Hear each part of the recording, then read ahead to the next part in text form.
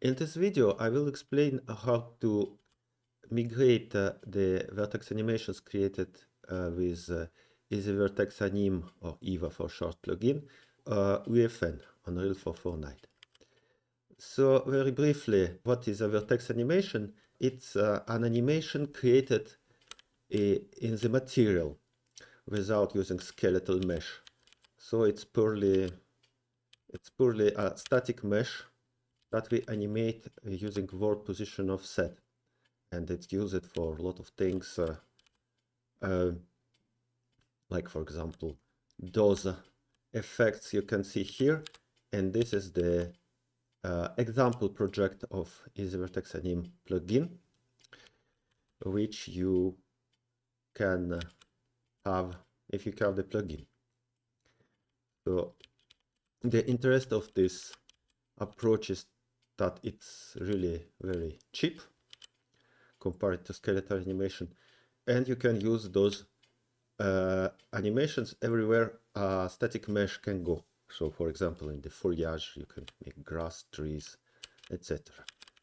Now the Easy Vertex Anim is a plugin that allows you to take a static mesh directly in Unreal Editor and animate it. In this video I will briefly, for new people, show how you do it with this logo, and then I will show how to export it into UEFN. There is some problems and some workarounds that I will explain. But at the end we will have this logo here in the Unreal Editor 449 working exactly the same. So let's get started.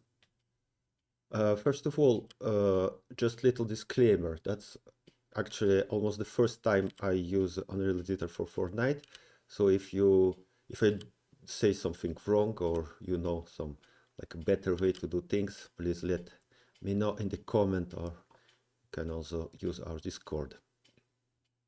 So what are problems that we see when we're migrating those animations to UEFN? I found three problems. First of all, there is a problem related to the plugin itself. We're using material layers for those animation effects. So this is a very flexible way we can swap the animation effect or disable them in various material instances by specifying different material layers. Unfortunately, UEFN doesn't support material layers, but there is an easy workaround to replace material layers by material functions, and that's mostly what this video is about, how to do this. And two other problems is that there is no custom nodes in the material, but the default Unreal nodes that use custom nodes inside, like from the library, they are still working. So that's not really a problem this time. And the third problem is that there is a thing in Unreal called bounds. So a static mesh, each static mesh has like a box around which is defined in the static mesh, and this box basically tells the rendering system where the mesh is to calculate the shadows and stuff. And for the animated meshes, you need to extend a little bit those boxes, because those parts, like they will go out of balls, and you will have some problems with shadows. So for this I didn't found anything like bounce scale or bounce extent in UEFN. And what we will do as a workaround, we will take this mesh, and in the editor here we can show bounce, and you see the bounce, it's this red box, and here we can extend them to increase them. So here I increase them in this direction a little bit, because our letters here will go from the top. So I type here 500. So it will allow to shadows calculated for the parts that arrive from the top. Then when I export this mesh into UEFN, that looks that the bounds, you can still see them, but you cannot change them here. So it looks like the bounds are still the same. So that's the workaround for this. So that was the easy part. Now what will we do for the new people is to, I will just quickly show how I made this animation of Epic Games logo. So if you know already how it works, because you watched previous tutorials, there's already many tutorials I made, you can just skip this part. And then I will show how to adapt it to UEFN and export it. So here we are in Unreal Editor. We have our logo, the mesh that we made in Blender from a SVG file, the official Epic Games logo. And then we have a material, very simple. And this material, I just use the vertex color to assign the letters, the colors to the letters, and the black color to the background. And then, as I said already, our plugin uses material attribute layers. So here you have this node, and then it will create a material instance and plug the animation effect that we specify into it. But for now, and just material attribute layers without anything. And the logo is not animated. Now I will quickly show how to make this animation. You will see it very simple. I will not go into details. You are welcome to watch previous tutorials. We are going into modeling mode. Vertex Anim is a modeling mode plugin. Here you choose EVA, Vertex Anim, and here you choose the mesh, select the mesh, and run the plugin. It will say you that you need a UV channel. So that's the plugin. So we need the one additional UV channel for the animation effect to know which part of the mesh is like separate part. Like here now we have just one big part, this green thing, and we have to split it into background and each letter separately. So we will store that in the UV channel, this information. And I choose UV channel 1 here. Okay, and now we can store this information. Now I will split the mesh. So here there is a thing I call it operations. I will select the operation split mesh, and here I will check the checkbox weld edges, so all those letters come as one part and not like some letters would come by separated. So I click this, run. And now we have our logo separated in parts. You see, that's the background, and each letter is like its own part. It has its own pivot here that you can manipulate and use then in the animation effect to achieve various things. So like it's like you have split this mesh in virtual parts, and we use polygroups for this, which is a standard feature of modeling tools. Now we will say that we will use the assembly effect. So with the plugin comes some number of effects that are just predefined. You have just to choose it and use it. And with the example levels, example project comes some more, and you can also create your own effects. Use them with the plugin. There is a system for that, and it explained it in previous tutorials. Now I'll just choose it, and then now if I play it, we already have something, not exactly what we want, but let's keep going. So the assembly effect uses the order property, which order those pieces will appear. Here we have some random numbers now in the order, and we will order them like how we want. So the plate will be 0, starting by 0. Then I will shift click and select the text letter by letter, and we will assign exactly the order in the same sequence as I selected them. There is an operation for that call it order simply. There's nothing to check here. Run, and you see 0, 1, 2, 3, etc. Now if I play it, they will arrive like this. But we want to that is the default parameters of this effect, but we want something else. So I stop this animation. By the way, you can also see it like this. And then here in the output section, just below the channel, we have anim layer. So that's our preview anim layer that we're playing here, and that later will be saved when we click accept. So I open it. Okay, and here we have various parameters. So let's do something. We want them from the top always. So here there is a parameter fixed location offset, and there's a offset itself. So by default it's 6 meters from Z. We will put something like 50 centimeters. Then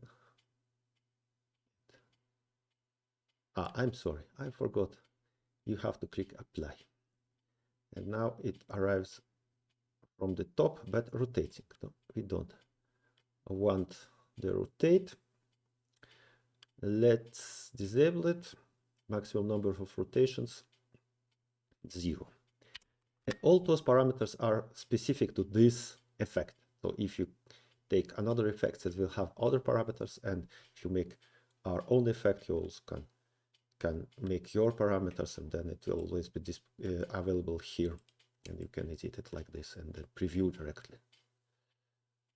Apply. Now it arrives from the top, but one by one. We will say that we want they arrive like all together and in 2 seconds. Apply. And last part, we want this bounce effect, and this is specified here. If you uncheck this ease exp checkbox, we have ease bounce and ease elastic.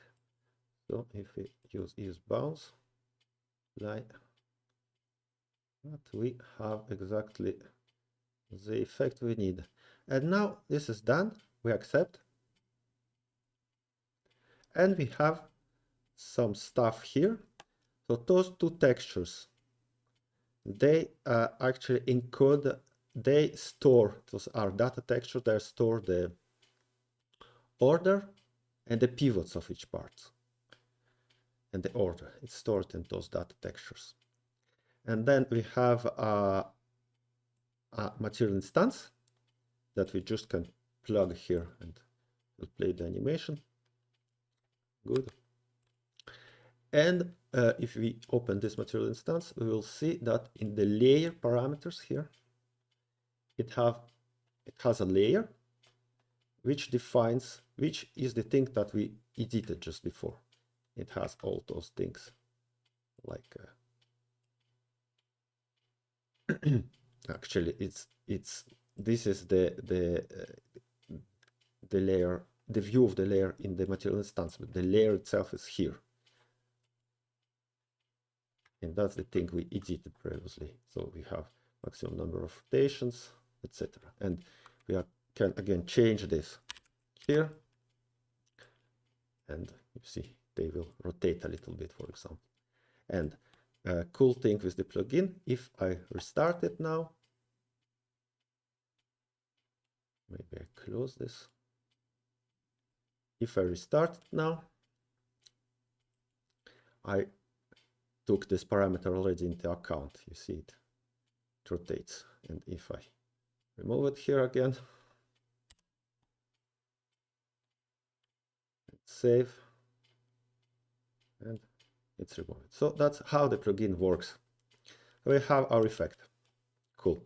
Now let's see the next part, how to migrate that into UEFN. If we try to take everything here and just migrate this into UEFN project, it will migrate, but in the UEFN project, you will have a warning on this thing and its parent saying that material layers are not supported. And if you try to launch your game, it will not pass the validation. So it will not launch the game. It will say validation check, and again, material layers not supported. So we have to somehow get rid of these material layers. And the cool thing is that material layer actually is a kind of material function. And we can just take our material here and transform all the material layer related stuff into material function related stuff. And so let's just do it now. First, I will go to the materials and create a material function, which I will call MF assembly. Cool. Now, I will open it in a little window. I will delete the default node. Now I will take my MLE material layer instance here. Set, open it too. And then I will search for its parent, ML assembly. And this is something that is coming with the plugin. So I open this parent. Okay. So open this. That's the assembly anim effect. I simply select everything and copy it. Close it. Don't need it anymore. Now I take my new material function I just created and I paste everything here. And that's all. I can save it, close it, I don't need it anymore. And then I need also a version of the material itself that supports the material functions. It's that of material layer. So I duplicate this material and I call it epic logo UEFN, for example, to distinguish. I open it, it's here, and I take this material attribute layers node, I delete it, I take my material function, put it here, and as you can see, you can just drag those things, apply, save, and this is done too. Now we can create a material instance from our new material and then properly name it MI epic logo UEFN. Okay, and we can put it on this logo. So here, and now it's pretty fun. That's because we still need to copy those parameters, and this is also pretty easy. We open this and we will simply use this cool feature of Unreal Editor 5. We will copy properties in each group and paste them. You see, it's already changed. Paste, and finally copy, paste, and this one. Copy and paste. And that's all. You can now close everything. Our logo is ready. What I will do now is to take the mesh itself, the UEFN material, the UEFN material instance, to textures, and the material function assembly we created. And I will go to migrate,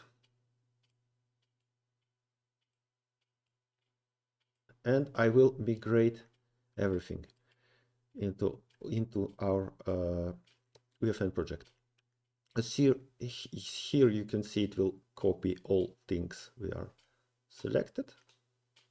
We are selected here, so or our new things, and it will copy also a couple of things from the EVA plugin.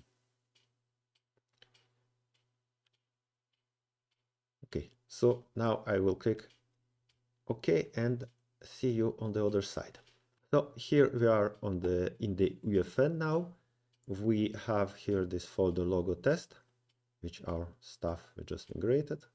And we also have this folder runtime, which is the plugins stuff. Now we can use this logo here. Put it in the level.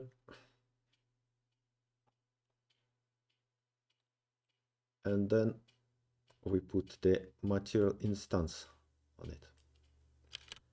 And here we go. And of course, here we can also open our material instance and also change some properties here. Continue to edit it. Now back into Unreal Editor. Let's say we want to change something, like for example we want to change the order those letter appears, which will imply we change those textures where this information is stored.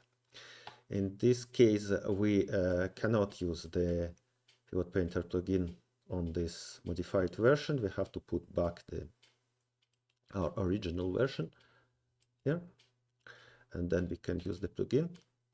Let's say I want to, like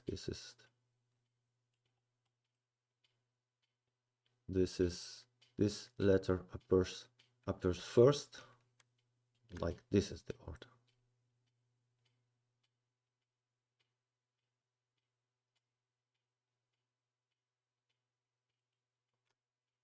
And then the triangle.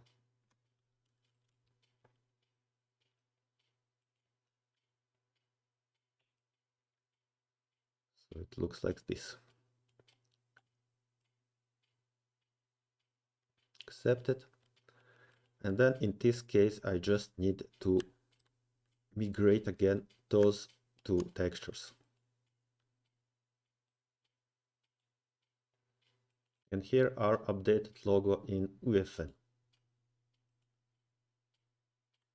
Now I can start the game here if I want. And I will have this object in game.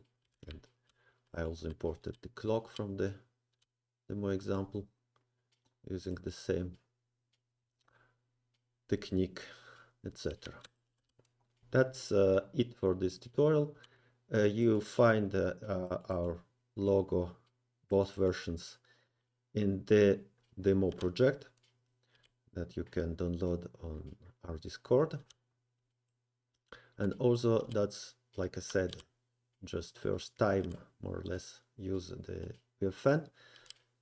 And yeah, that's an interesting use of the plugin. So for the moment there's this workaround, not very complicated, but we will see in the future how to make it like more automatic, so you don't have to do those copies, etc. That's it.